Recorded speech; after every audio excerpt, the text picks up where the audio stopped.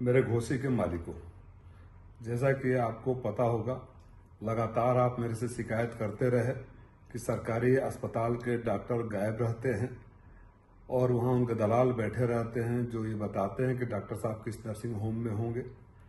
दवाइयाँ बाहर लिखी जाती है, वहाँ के डॉक्टर मरीजों के साथ बदतमीजी करते हैं, सुविधाओं का अभाव है। आपने ऐतिहासिक रूप से जीत दिया।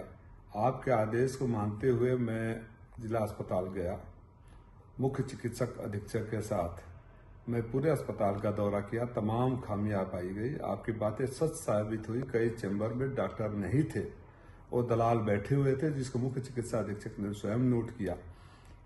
कहीं मरीज जमीन पर पड़ा हुआ था। आप सब गवाह हैं उसके, मीडिया के साथी थे, अधिकारी थे, डॉक्टर थे। कहीं कोई मैं एक पढ़ा लिखा सांसद हूँ, उसी के हिसाब से मैं खाली नोट कराता गया।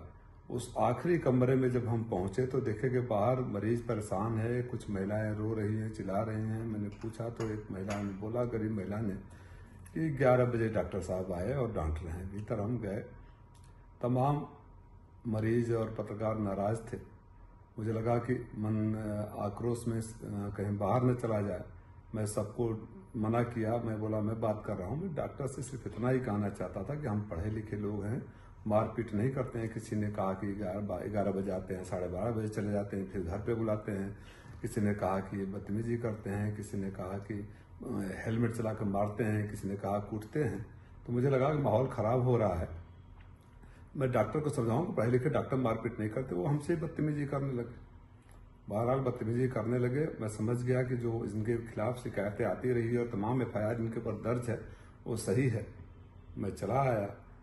मुख्य चिकित्सक अधीक्षक महोदय, आप सबको पता है कि उन्होंने खुद इतने पीड़ा में थे, उनके व्यवहार से लगातार मना कर रहे थे, कि बयान जारी करके कहा कि इस डॉक्टर की लगातार शिकायतें आ रही हैं और शासन से गुहार लगाई कि इसके खिलाफ कार्रवाई करो। नोटिस जारी किया, लेकिन जो संरक्षण देते हैं ऐसे लुटेरों को, उनको ये बर्दाश्त नहीं हुआ कि कोई आपकी आवाज पर जाकर वहां निरीक्षण करे और सुधारने का प्रयास करे, क्योंकि उनके पेट पर कहने लाग पड़ती।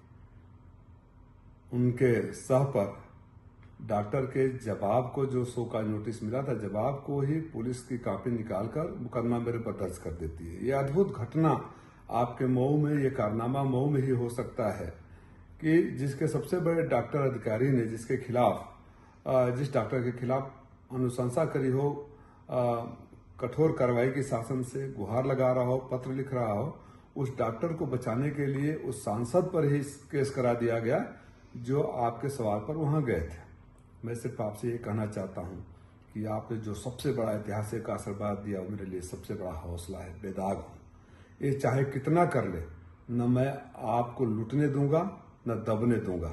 जो हमारे गरीब मरीजों को लूटेगा उनकी डॉक्टरी नहीं चलेगी, चाहे कितने भी मुकदमे करा लो। जो दवाई बाहर से लिखने के लिए बोलेगा, जो डॉक्टर घर पे बुला कर इलाज करेगा, जो मरीजों से बदतमीजी करेगा, उसके खिलाफ हम घेराव करेंगे, कार्रवाई करेंगे और सदन तक आवाज उठाऊंगा। इस मुद्दे को कोई सोच रहा हो कि राजीव राय को डरा दिए, आपका ये बेटा, आपका भाई डरने वाला नहीं है। माननीय मुख्यमंत्री जी, आप स्वयं संज्ञान लीजिए। पता नहीं आपकी जानकारी में है कि नहीं है कि आप जो दावे करते हैं, आपका सांसद जब जाता है और वो सही पाता है जो जनता शिकायतें करती है, अगर आपके संरक्षण में या आपकी जानकारी में, माननीय उप मुख्यमंत्री जी ने, जो स्वास्थ्य मंत्री भी है, तो 1 साल पहले वादा किया था कि कठोर कार्रवाई होगी। तो जो उप मुख्यमंत्री ने वादा किया, जो मुख्य चिकित्सा अधीक्षक गुहार लगा रहे हैं, लेटर लिख रहे हैं, अगर उस पर कार्रवाई नहीं हुई तो आपकी आवाज उठाने वाले पर जो कार्रवाई करता है उसके खिलाफ तो जनता सड़कों पर उतरेगी। और जिन लोगों ने भी ऐसे संरक्षण दिया है उनको तो जनता के नजरों में आज कहां खड़े होंगे, वो स्वयं सोचे। मऊ की एक और बड़ी खासियत रही है, मऊ में हम लोग किसी भी पार्टी के हो, राजनीतिक मुद्दे पर विरोध करते हैं, राजनीतिक बातें करते हैं, कभी व्यक्तिगत रूप से एक दूसरे के खिलाफ इतना निचले स्तर पे नहीं जाते हैं। जो चंद सालों में मऊ का माहौल बदला है, मैं उसको लेकर भी दुखी हूं और सौभाग्यशाली है मऊ के अभी भी बहुत सारे नेता अपनी परंपरा को कायम रखे हुए हैं। मैं उम्मीद करूंगा कि उस परंपरा को बनी रहे, क्योंकि ये ऐसे अधिकारी डॉक्टर किसी के नहीं होते हैं। जो आज खुश हो रहे होंगे कि राजीव राय के साथ बदतमीजी किया, उनको याद रखना चाहिए कि इस डॉक्टर ने सैकड़ों मरीजों के साथ बदतमीजी किया है, कई आपराधिक केस है, भारतीय जनता पार्टी के नेताओं के साथ बदतमीजी किया है, और तो और पत्रकारों को हेलमेट चला के मारा है, मोबाइल छीन लिया है।